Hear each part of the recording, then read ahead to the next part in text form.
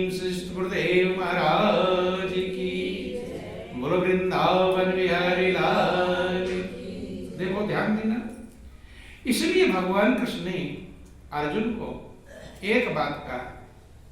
युद्ध का मैदान था, दुश्मन की सेनाएं आमने सामने खड़ी थी, महाभारत का युद्ध था। युद्ध का मतलब द्वंद्व। अर्जुन मोह में पड़ गए कि मैं युद्ध करूं कि ना करूं, और इसी को महाभारत कहते हैं। क्या कहते हैं? महाभारत। द्वंद्व को ही महाभारत कहते हैं। हर व्यक्ति के सामने महाभारत है, हर व्यक्ति के सामने कुरुक्षेत्र है। क्या करूं क्या, कुरुक्षेत्र उसका नाम रखा गया कि करूं कि ना करूं, सबके सामने। और इसी को चौराहा कहकर पुकारते हैं। जैसे चौराहा आ जाए तो आपको निर्णय लेना पड़ेगा, मैं इधर जाऊं कि इधर जाऊं। ऐसे ही कहते, मुझे कदम कदम पर चौराहे मिलते हैं। क्या मिलते हैं? चौराहे।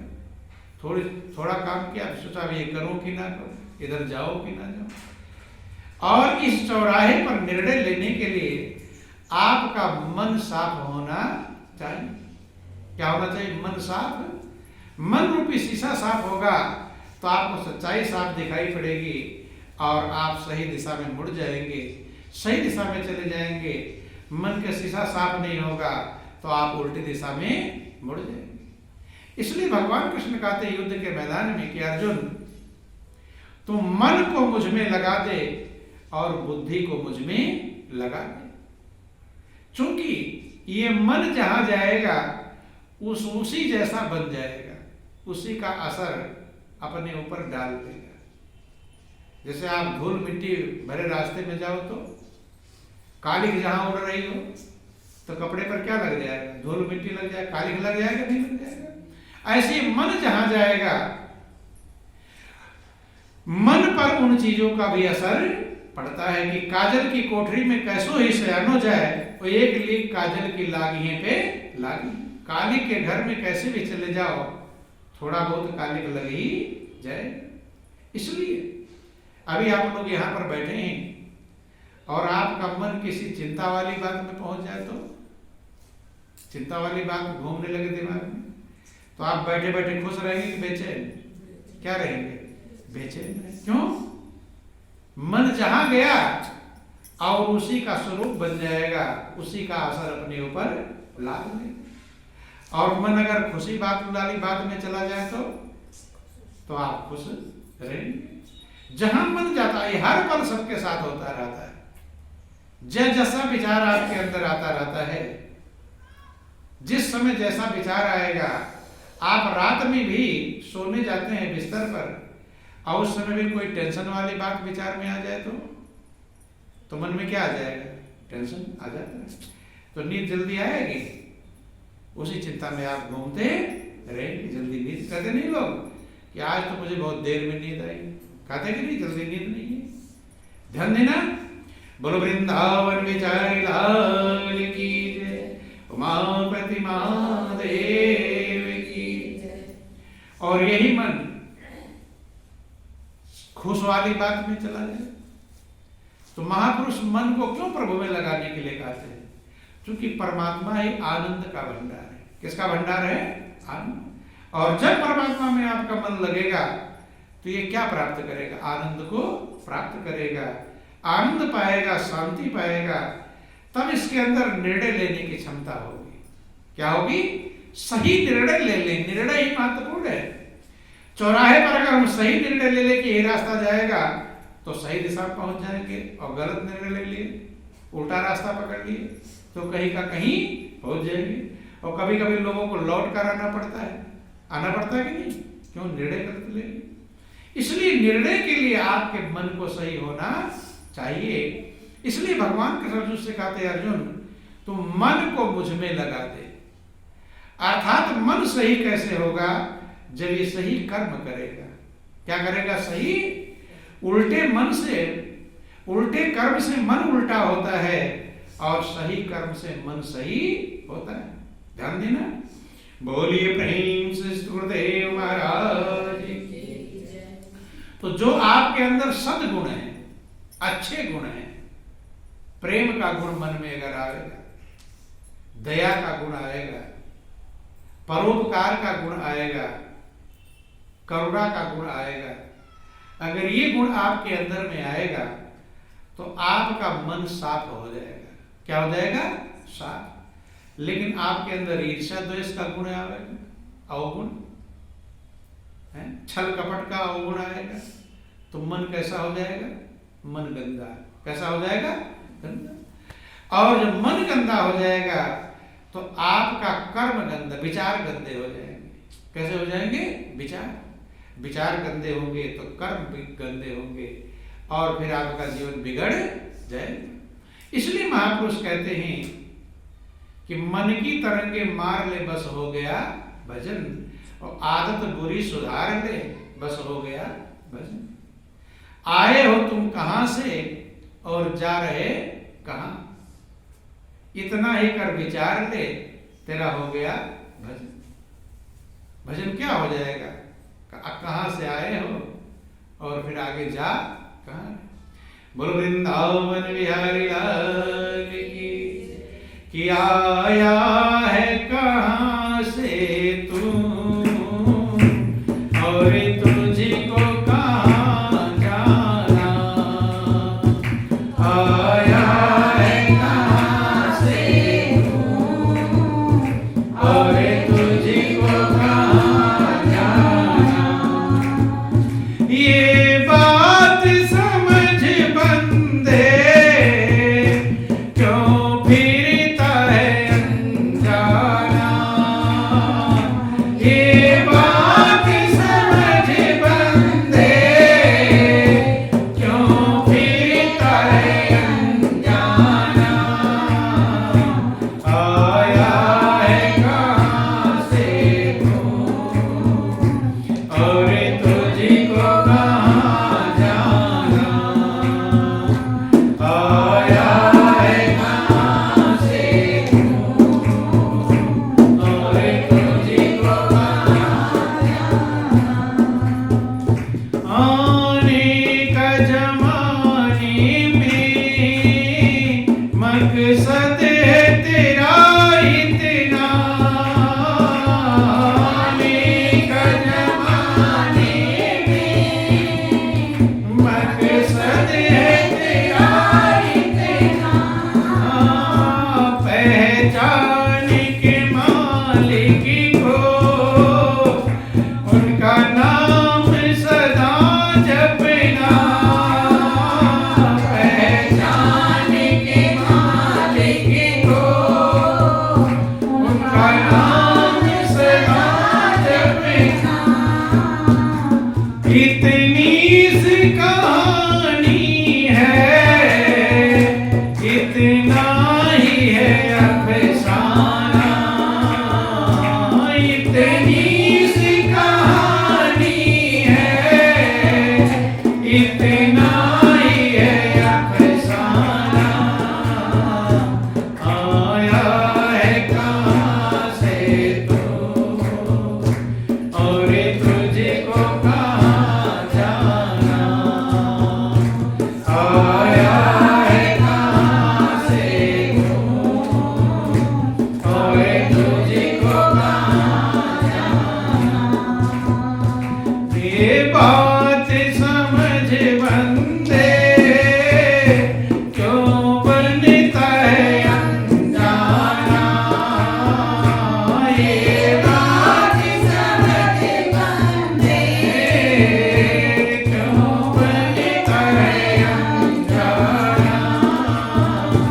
आया है कहां से तू और तुझको कहां जाना।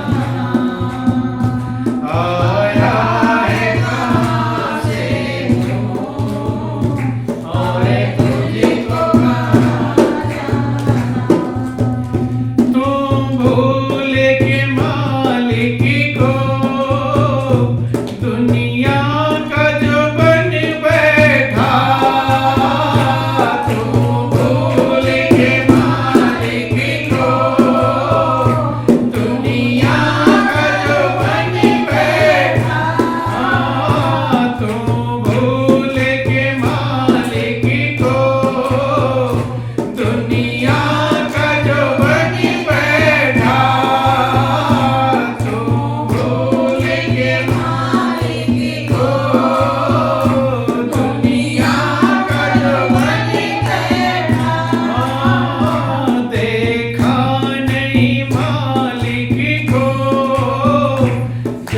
बीच चमन बैठा देखा मालिक को, जो बीच चमन बैठा ना साथ तेरा देगी, तू बना जिसका दीवाना, ना साथ तेरा देगी, तू बना जिसका दीवाना। आया है कहाँ से तू और तुझको कहाँ जाना, आया है कहाँ से तू और तुझको कहाँ जाना। ये बात समझ बंदे, क्यों फिरता है अनजाना, ये बात समझ बंदे, क्यों फिरता है अनजाना।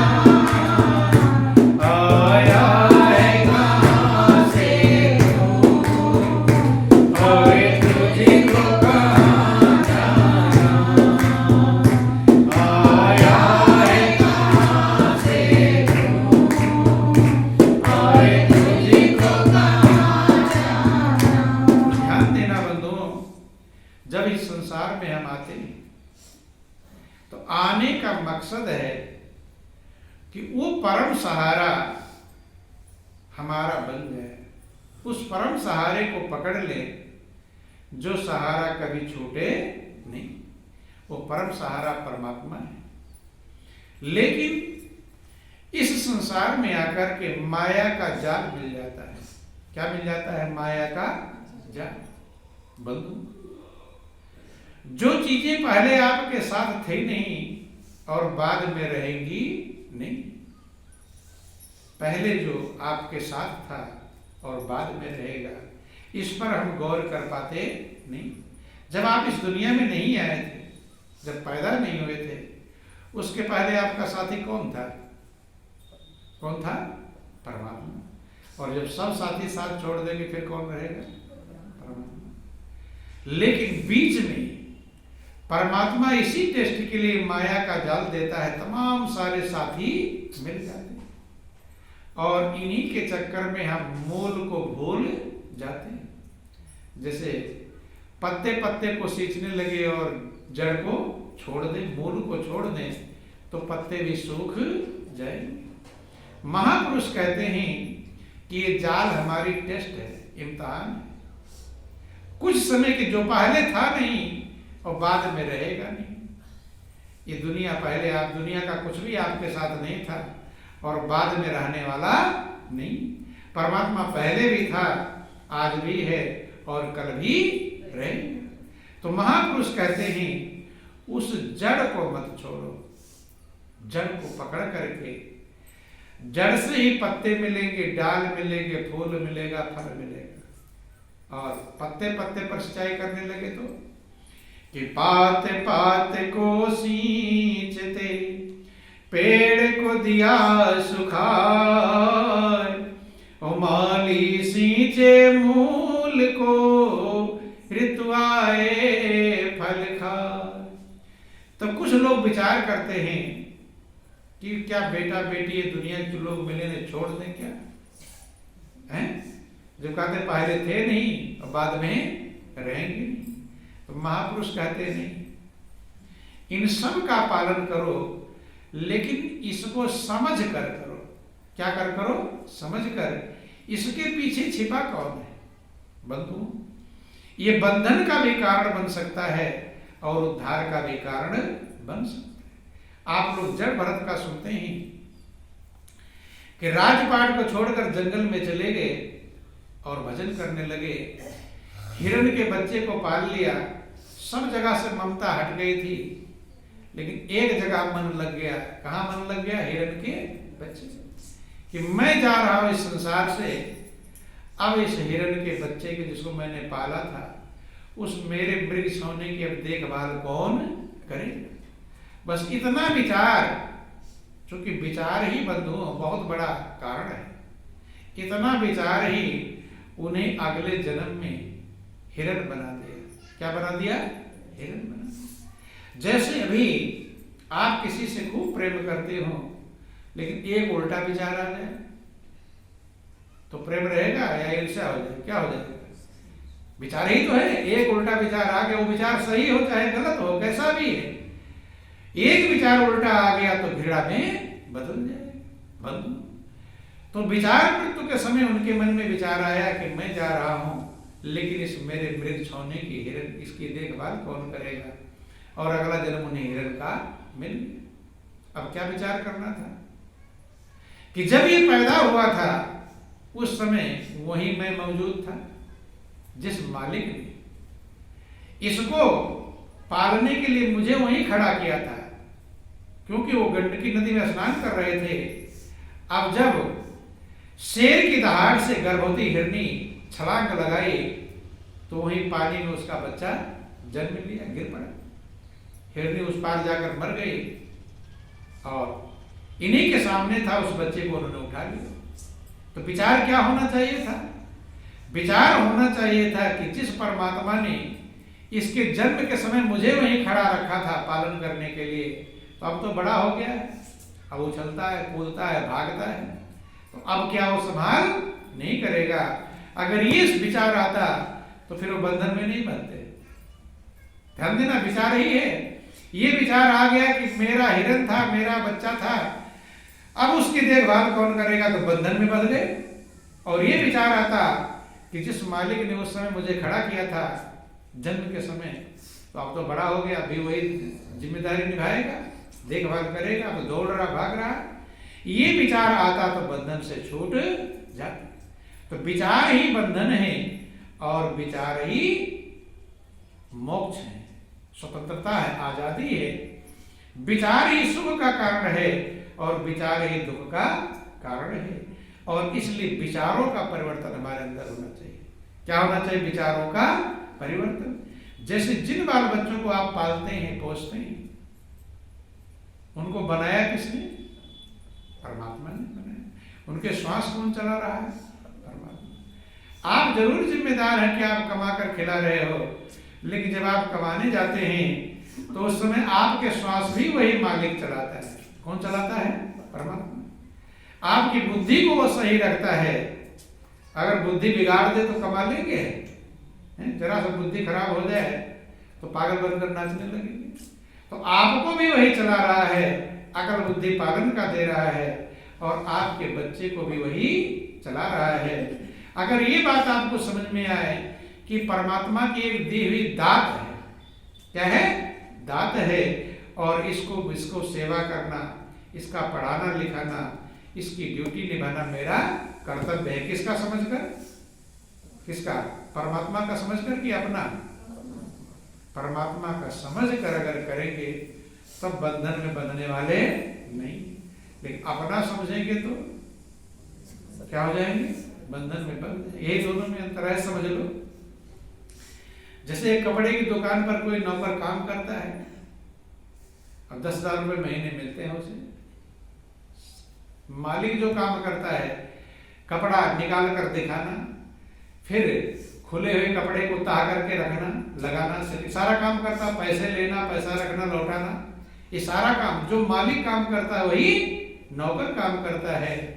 सारा काम कर रहा है। अब कपड़े की दुकान में आग लग जाए, जल जाए, तो ज्यादा टेंशन किसको होगा? हैं? भाई काम तो वही जो मालिक कर रहा था वही नौकर कर रहा था। लेकिन नौकर को 10,000 रुपया मिलेगा, लेकिन मालिक को टेंशन होगा क्योंकि वो उसका था। जिसका रहेगा उसे दुख का कारण बन जाएगा। बंधु, ऐसे ही जिस चीज को आप अपना समझोगे बस वही दुख का कारण बन जाएगा। क्या बन जाएगा? दुख का कारण समझोगे। प्रभु का समझोगे तो फिर दिक्कत नहीं। बोलो वृंदावन बिहारी लाल की। अब आप गीता का सार पढ़ते हैं कि तुम क्या लाए थे जो खो गया? पढ़ते कि नहीं पढ़ते? और सही में क्या लाए थे? कुछ लाए थे। जब आए थे तो अकेले आए थे, और जाएंगे तो खोया क्या? जो पाए यहीं से पाए, वो दिया हुआ किसी का है। लेकिन हम अपना समझ लेते हैं, बस यही भूल है। क्या है? यही पालन पोषण सब करें लेकिन मालिक का समझकर। किसका समझकर? तो भूल के मालिक को, दुनिया का जो बन बैठा, यही हम मालिक को भूल जाते हैं कि मेरे बच्चे के अंदर श्वास कौन चला रहा है? मालिक चला रहा है। अगर भगवान भी यही सोच ले कि भाई तुम्हारा बेटा है, अब हम हटा लेते हैं, अब तुम श्वास चला लो अपना, चला लोगे? वो बोलो वृंदावन बिहारी लाल की। जो श्वास चला नहीं सकते और कुछ कर नहीं सकते, तो मेरा मेरा कि मेरी मेरी करते बंदे बीती है उमरिया, उम्र बीत जाती है। और इसी को माया कहते हैं। क्या कहते हैं? भगवान राम लक्ष्मण को समझाया कि मैं हर मोर तोर तय माया,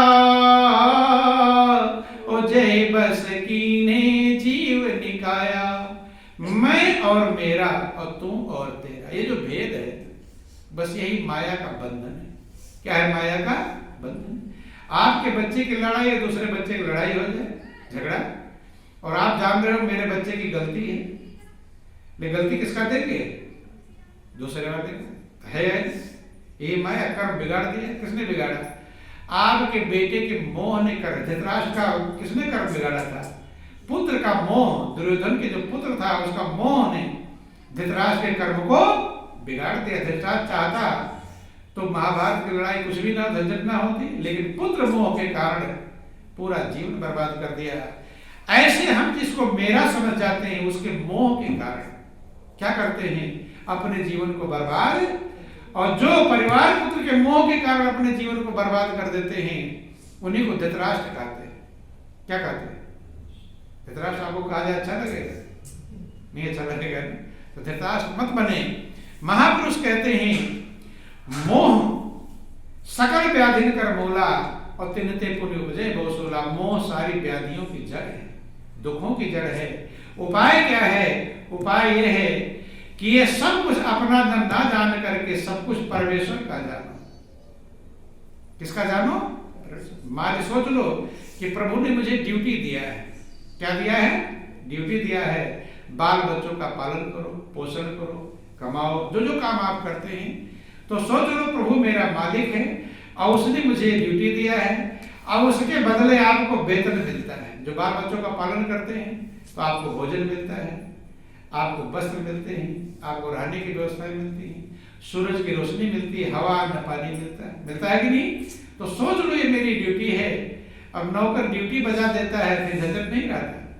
ध्यान समझना, नौकर काम कर रहा है, 5 बजे का टाइम हो जाए, कहते अब जाओ, अब चाहे काम आधा अधूरा रहे चाहे पूरा रहे, उसे कोई दिक्कत नहीं। ऐसे जब आप अपनी ड्यूटी समझेंगे कि मेरा एक कर्तव्य है, हाँ ड्यूटी को अच्छी प्रकार से करना चाहिए, ड्यूटी में लापरवाही नहीं करनी चाहिए, अच्छी प्रकार से अपने कर्म करो। लेकिन समझना किसका है? मालिक का, प्रभु का, कि जो कुछ है ये किसी का दिया हुआ है। आप भी दिए हुए हैं। आपके अंदर भी क्षमता नहीं कि आप अपने आप श्वास को चला लो, है क्षमता? और श्वास सबसे शुरू होगा, और काम तो बाद ही में होंगे। पहला काम क्या जरूरी है? सबसे जरूरी काम कौन सा है? श्वास चलना। लेकिन लोग कहते हैं कि मेरा बहुत जरूरी काम था। किसी ने ये कहा कि मेरा श्वास चलना बहुत जरूरी काम है? कहा कि श्वास चलने वाला कोई काम जरूरी समझता नहीं। बोलो वृंदावन बिहारी लाल की। अरे मैं